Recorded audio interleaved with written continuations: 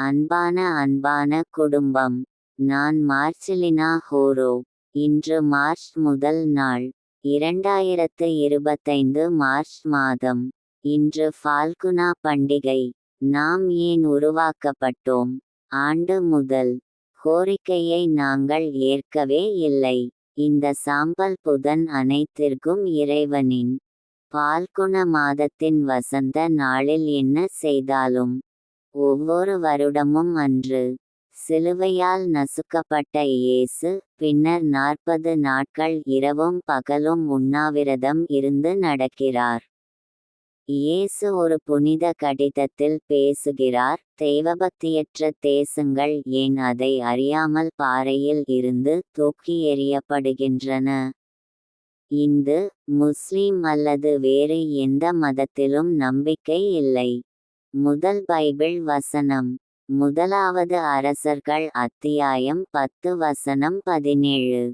அவன் 300 பொன் கேடயங்களைச் செய்து அவற்றை அடித்து லெபனோன் காட்டின் வீட்டில் வைத்தான். அடிப்படையில் இது லெபனான் வன மாளிகையில் காட்சிப்படுத்துவதற்காக சாலமன் செய்த தங்க கவசங்களின் சுத்த அளவு பற்றிய விளக்கமாகும். இது அவரது ராஜ்யத்தின் மகத்தான செல்வத்தையும் மகத்துவத்தையும் வலியுறுத்துகிறது.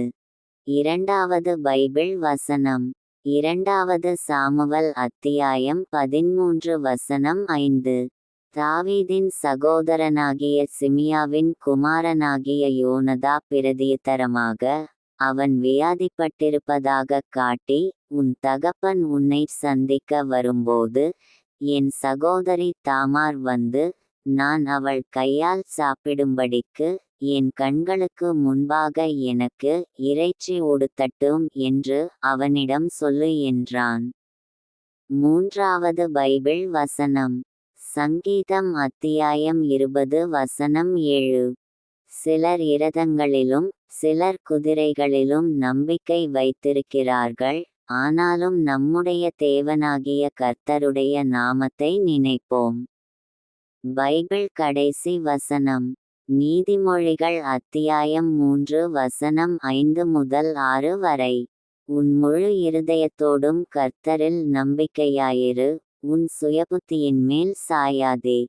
உன் வழிகளிலெல்லாம் அவரை ஏற்றுக்கொள், அப்பொழுது அவர் உன் பாதைகளை செவ்வைப்படுத்துவார். ஜெபிப்போம். ஓ அன்னை மரியா, சிலுவையில் அறையப்பட்ட இயேசுவே, இன்று மார்ச். இது 2025 ஆண்டின் 3வது மாதம்.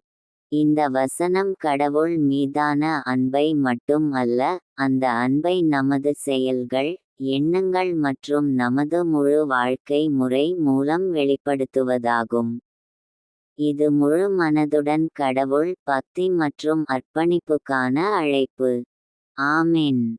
எனது யூடியூப் சேனலுக்கு மறக்க வேண்டாம்.